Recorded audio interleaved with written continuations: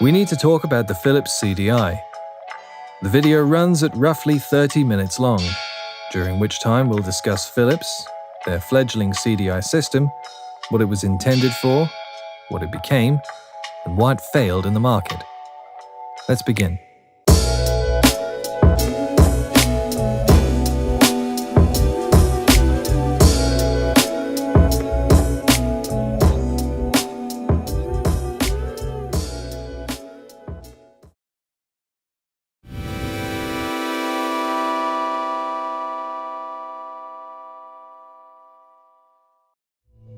Royal Philips NV is a Dutch company headquartered in Amsterdam and founded in 1891. As of 2018, their primary market divisions focus on lighting, electronics, and healthcare. They've had fingers in many pies over the years, and Philips technology has been used and licensed in an incalculable amount of places. They are one of the original household brands. In America, they typically use the brand Magnavox, but the two have been the same since 1974. One of Philips' biggest achievements in modern years was the invention of compact disc technology, which they co-developed along with Sony. Philips and Sony have a history of working on similar projects, one of which is the subject of this documentary video. As well, I'm sure you know, in 1988, Sony and Nintendo began working together on what they intended to become a compact disc add-on for Nintendo's then-in-development Super Nintendo console. As Sony realized what their capabilities were with the technology, they began to make demands of Nintendo that the company soon lost favor with, stating that Sony were to retain control and rights over what they deemed the Super Disc format. In a startling display of poor planning, Nintendo went behind Sony's back in 1991 and forged instead a deal with Philips to integrate their CD technology into the Super Nintendo. Jilted, Sony went on to dominate the video games market on their own with their PlayStation series of games consoles.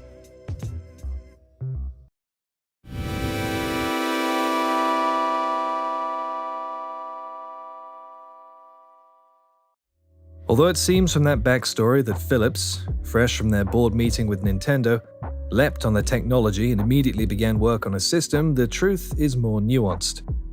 Philips had been working with their old partners in CD technology, Sony, for a long time before Nintendo got involved.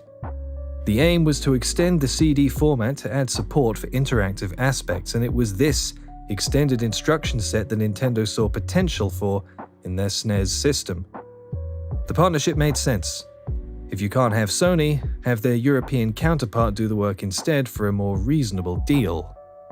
The Green Book, Philips' internal name for the CDI standards document, began back in 1986 as a way to add a degree of interactivity to the existing compact disc standard at a cheaper price point than that provided by computer systems.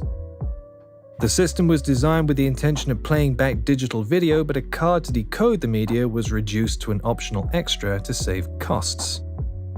The device made full use of Redbook digital audio, but so did any CD player. The screen could display interactive media, but the specifications were too low to permit anything too ambitious. It appears from the early marketing material that the CDI was intended first and foremost for family use. Educational titles and picture book encyclopedias appear to be the driving idea behind the system. In terms of predecessors, it's fair to think of the CD Interactive, as it was imagined before 1991, as the next step beyond the Kodak Photo CD. It really wasn't until Nintendo got involved that Philips began looking at the CDI's potential as a video game console in its own right. A brief look at the device's launch titles, a handful of educational games, and a conversion of the board game Battleship demonstrates more closely Philips' original direction for the platform, and even with tolerances made for hindsight, it's a difficult one to get excited about. For all the fallout their split with Sony produced, it appears Nintendo and Philips were not in talks for very long. Their partnership was announced in June 1991, around the same time Sony announced their own hybrid Super Nintendo and Super Disc unit, dubbed the PlayStation. The first CDI models would hit store shelves in December of that year. This left only 6 months between Nintendo and Philips forging their deal and the hardware reaching consumers, which precludes any possibility of Nintendo interfering in the design of the console or the technology itself. Nintendo and Philips, according to the sources I could find, continued business discussions until 1992, by which point CDI consoles had been out for over a year, and the Green Book standard had been set in stone for over 5, leaving little room for Nintendo to attempt adjustments to Philips' project. The deal, however, did end up making enough time for Philips to get a hold of a number of Nintendo licenses and get the idea into their heads that the CDI could be used for more than just Battleship, a thought that would end up doing them no favors.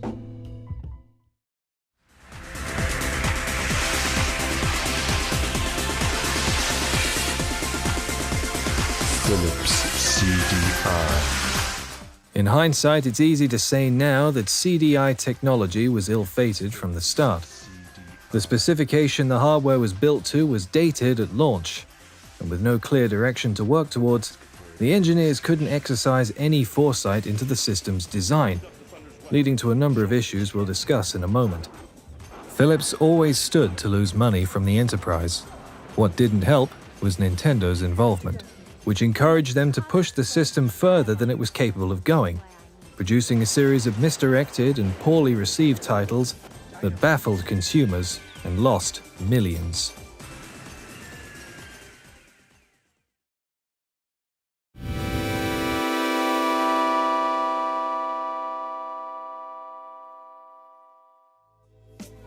As mentioned, CD Interactive, the Green Book standard, was developed by Philips, and they were the main manufacturer of devices carrying support for that standard.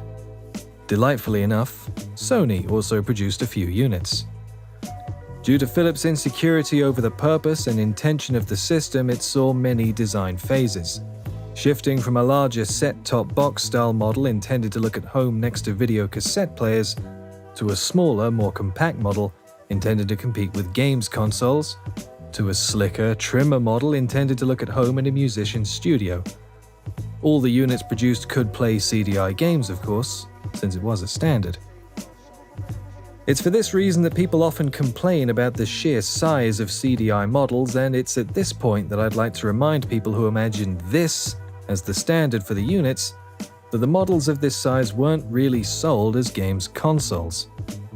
Much like the NES, Philips wanted to sell something that would look at home next to a VCR. As a result, the unit makes much more sense when imagined as a television unit, as opposed to something sleek and purpose-built, like a PlayStation. The video game crash of 1983 was clearly still very much in Philips' minds when they rolled the first Model 220 out of the production line.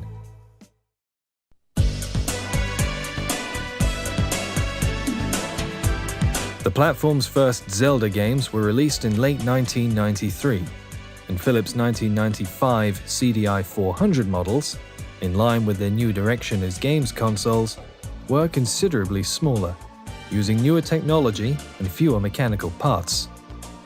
My model, the 450, was designed first and foremost to look like a games console as opposed to larger set-top box models. There were other models that were intended to look at home in music studios, as well as all-in-one units to contend with. Looking at the sheer range offered by Philips for their technology, the lack of direction is clear. They were marketing it as a jack of all trades, but it was a master of none. One needs also to consider the market climate of the 1990s home. Battlers in the 80s and 90s format wars included VHS, Betamax, Video 2000, Laserdisc, VHD, CD video, and later, Video CD.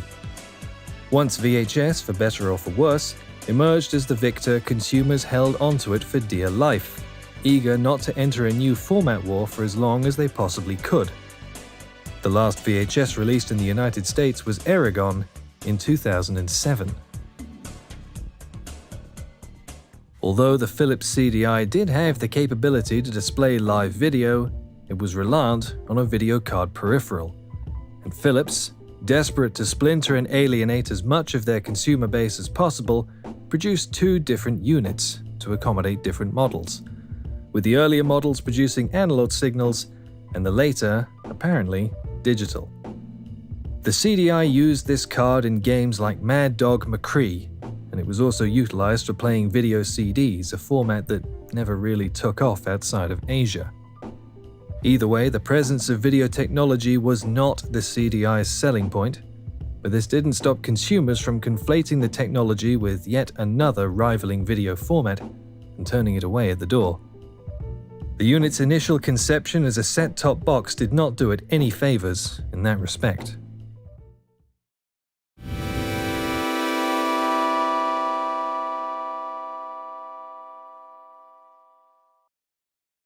I have already mentioned that the CDI standard was dated when the hardware was new on the market. It utilized a 68K processor using a restricted instruction set, which was a lower spec version of the processors found in the first production Macintosh computers. The manner in which the device was designed introduced bizarre idiosyncrasies that caused developers headaches to work around.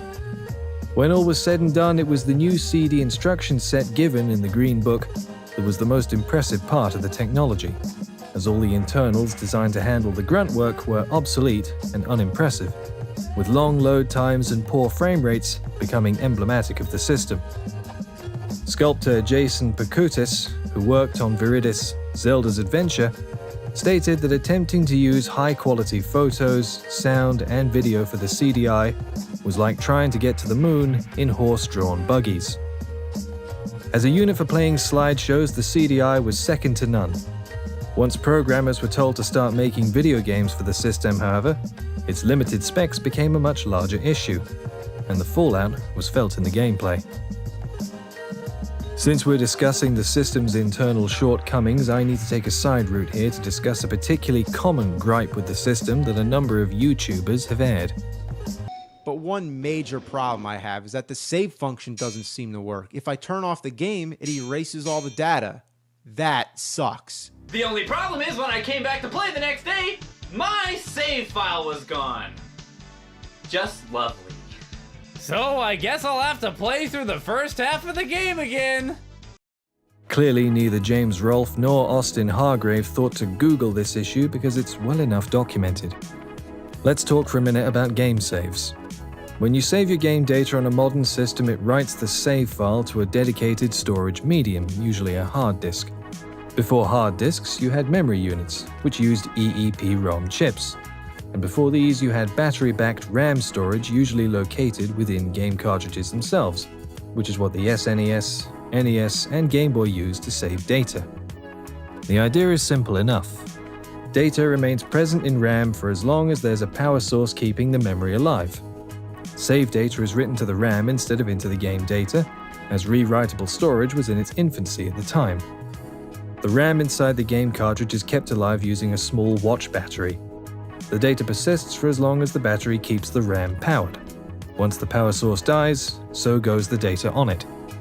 Herein lies the kernel of the issue. Since the CDI was CD-based, it couldn't store any data on cartridges, and it couldn't burn save data to the disk. So Philips had to think of another storage method. Unlike Sony, who used EEPROM chips in their removable memory cards, Philips opted instead to fit all CDI models with what was called a timekeeper module. It's literally a silicon chip with a watch battery inside of it, used to keep save RAM volatile. All well and good, but once the battery inside the chip dies, the RAM loses its constant power source, and once the device is powered off, the save data is lost. Replacing the battery is possible, but it requires a user to physically saw open the chip and replace the battery, so most CDI models just can't save anymore, and the problem will only get worse with time. I'd like to take Philips to task for this, but honestly, given the system's short lifespan, the only people day-to-day who are affected by this are enthusiasts anyway. It's less a serious shortcoming and more something for people like you, the viewer, to be aware of if you're planning on picking one of these units up for yourself.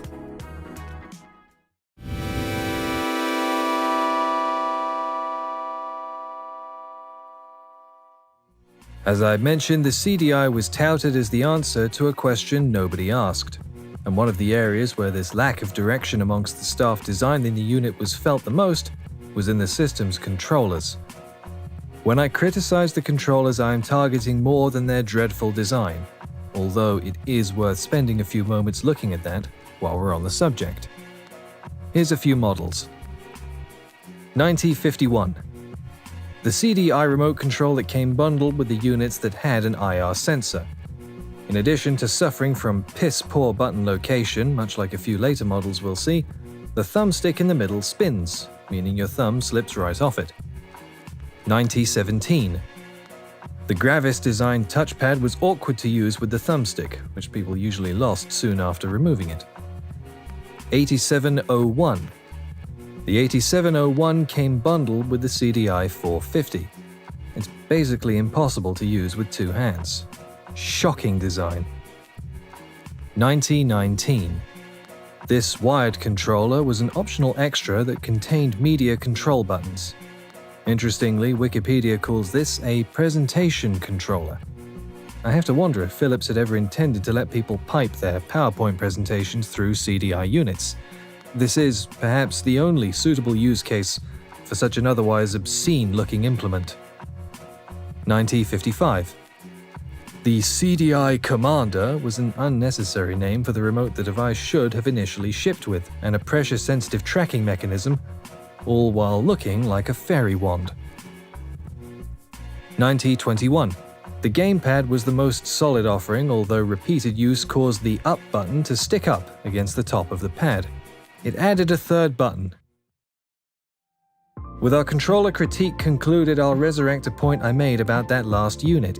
It had a third button. This is one of the few fascinating things about the CDI system, and it bears looking at in greater detail. One need only look at any of the controller units for the Philips CDI to see what the problems with the unit were, not just in terms of layout, but as an emblem of the system's general lack of foresight. As I've already mentioned, Philips' original plans for the system were rather more modest than the software they ended up producing for it would imply, and this philosophy can be seen in the control pads. Back when the most demanding software titles intended for the platform were Battleship, it must have seemed sensible to provide the system with a fairly basic controller layout, a D-pad and two action buttons, which we'll refer to as 1 and 2. No system bar the paddles of the 70s Pong console Invasion had controllers with fewer buttons than this. The NES and TurboGrafx 16 had 8 buttons apiece. Even the Master System had 7 when you remember the pause button awkwardly perched on the control deck itself. The CDI's controller, with its paltry 6 instructions, was at a loss from the very start.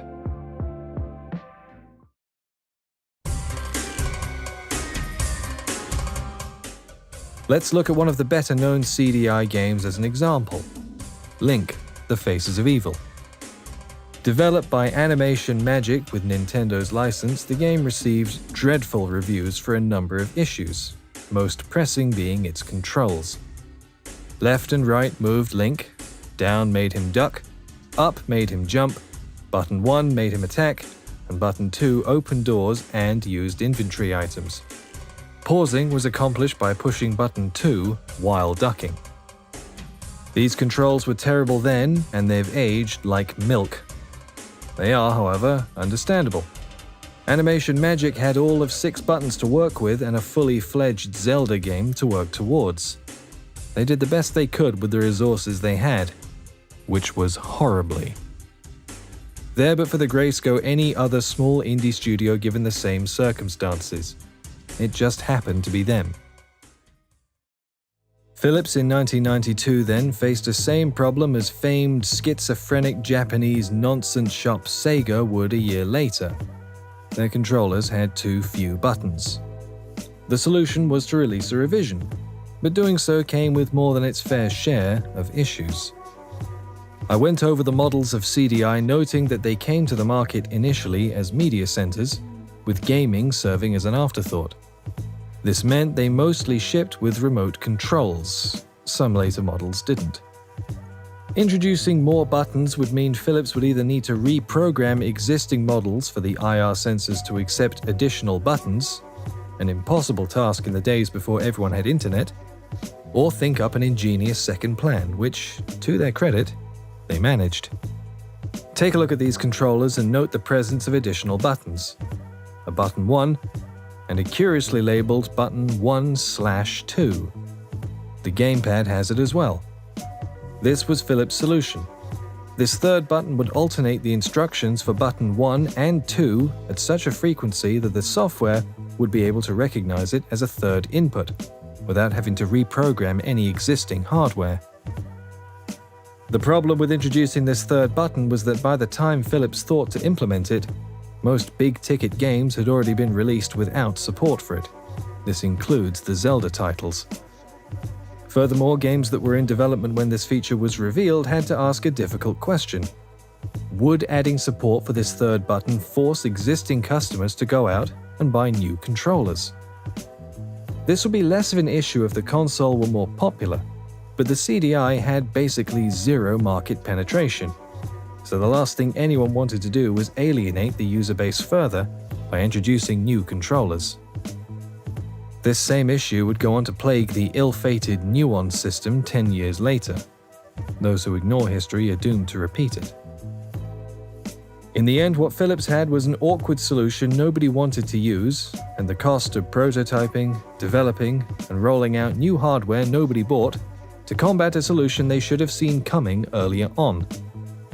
As with so many other aspects of the system, the controller simply was not well enough realized to give users what they needed.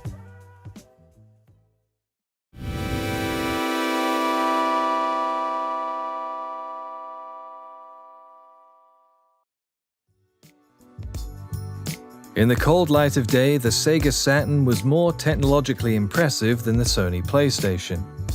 Sega's next market failure, the Dreamcast, boasted higher specifications than the PS2. It didn't matter, of course. Both iterations of PlayStation slaughtered their market competition because the consoles were easier to program for.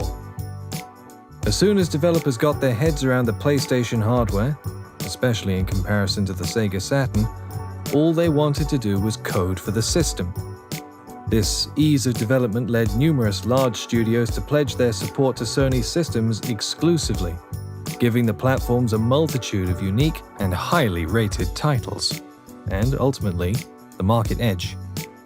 It shouldn't come as any surprise then to hear that the Philips CDI, with its Redbook audio and its increased storage capacity, was technically more impressive than the SNES or Sega Mega Drive. As we've already learned, however, technological specs count for little if your system is difficult to code for, and difficult it was. Much like the 3DO, the CDI was touted as being part of the new generation, where media-based titles and new technology would merge to form unique, new experiences for the consumer. In practice, consumers liked the experiences they had just fine, and developers found the system underwhelming and difficult to code for, with most keeping their market in old-world cartridge systems well into their golden years, as the CDI spun its way into obscurity. It bothers me to think of it, but it's also worth acknowledging that Philips' corporate HQ were, and remain, based in Europe, specifically the Netherlands.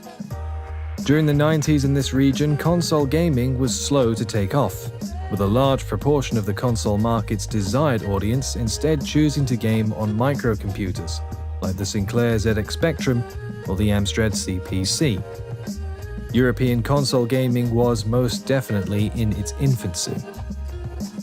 In the early days of video gaming, it had been America that had ruled the roost, with Atari's video computer system, the 2600, becoming a standard bearer for what video gaming meant to people. After the crash of 1983, however, market focus switched to Japan, with companies like Nintendo, Sony, NEC, and fully Japanese Sega, originally founded in Hawaii, dominating the game's console market.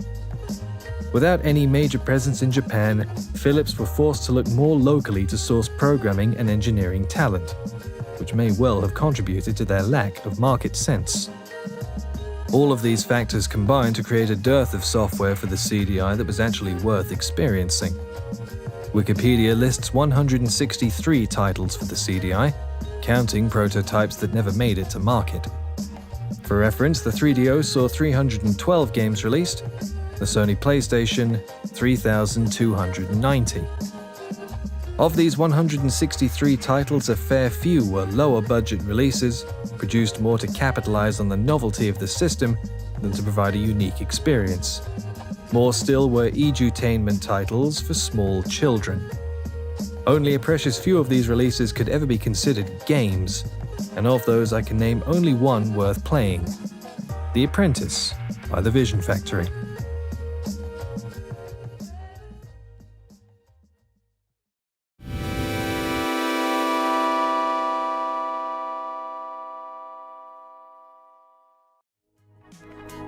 The Philips CDI product line was active for 7 years, during which time home sales of the consoles are estimated not to have breached 1 million units. For reference, the Sega Saturn sold over 9 million units, the Sony PlayStation 2 sold 155 million. During the console's lifetime, it saw a series of edutainment titles, lackluster console ports, and 1 or 2 interactive movie-style titles which sold poorly due to their need for a video card peripheral, sold separately at great cost. The best-known titles for the system, that is the 3 Zelda games and Hotel Mario, are known more for being officially disowned by Nintendo due to their poor quality than for bringing anything good to the table. Even the Star Wars Holiday Special can be credited for introducing Boba Fett to the public. As far as I can tell, any new IP the CDI Zelda games tried to trot out was rejected access into the official canon on site. As a games console, the unit was a bust, and nobody was ever really sure what else it was good for. Philips at one point wanted to tout the device as being internet capable, but soon decided they'd had one bad idea too many and pulled the plug on the project. A low standard of manufacturing meant the units often broke down, and finding a model today that has not committed suicide can be almost impossible, save battery notwithstanding. Furthermore, the device's awkward design and total uncoolness meant it appeared on few, if any, Christmas lists. Kids who did ask for a CDI were mostly discouraged anyway, since the device's retail price in the US in 1992 was around $1,000, with the price falling to $500 in 1994. Finally, as the 90s ended, so too did Philips' ambitions with the A-Link system. The technology had seen some limited use in later years in storefronts for demos, but it was too little to make the CDI profitable. And in 1998, the plug was pulled for good on the Green Book project. All told, Philips lost over $1 billion investing in CDI technology.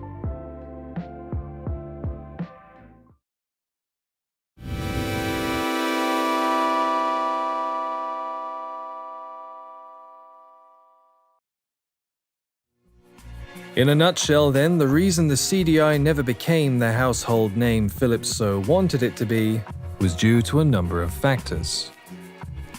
Consumers were jaded from buying new media-related products after the fallout from the videocassette format war.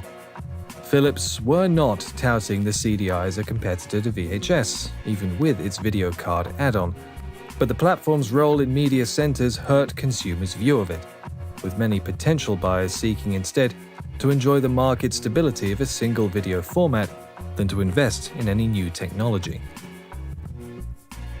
Short-sightedness in unit design. The problem with designing a standard is that it must be adhered to. Producing a version of a unit with better specifications or more features more or less forces your users to adopt that unit in order to remain current. Philips' initial standard for CDI units was vastly less than they ended up needing, and out of fear of alienating their small user base, they stuck to it, causing software for the unit to be modest and unimpressive upon arrival. This short-sightedness extended to the device's controls, which users found awkward and overly simplistic. Had Philips seen the sort of success with the CDI that they hoped for, one can assume an MSX2 style hardware revision would have eventually followed. Lack of a quality software library.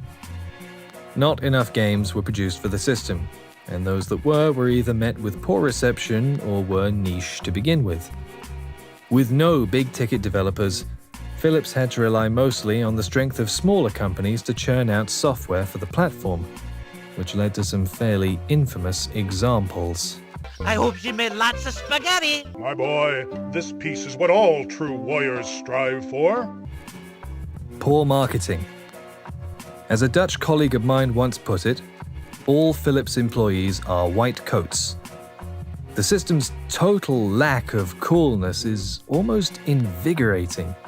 There is literally nothing about the system or its media that appears alluring or interesting in any facet. I can't tell if it's the lack of the sorts of radical advertising we saw coming from Sega or Nintendo during the same period, or the pure, straight-laced quality of the designs of the units, or what, really. But everything I see coming out of Philips is so incredibly ironed and smart. It honestly rather impresses me. They must hire people to be this boring. It's a skill. Prohibitive pricing. The Philips CDI made the mistake of wearing the price tags of all the different devices it wanted to be. Sold simultaneously as a games console, a movie player, a photo CD player, and a stereo unit, the equipment cost 4 figures at launch and was still expensive when the price was halved to $500 in 1994. For reference, the Super Nintendo, for its 1991 US release, wore a price tag of $199. Finally, and most crucially, lack of direction. Philips never set course on a single direction for the CDI, internally or externally. The intention was to get it involved in as many markets as possible, as quickly as possible, and following Nintendo's involvement, Philips' dreams got even bigger. The system was, in effect, a giant bottleneck, which no amount of add-ons or licenses could save.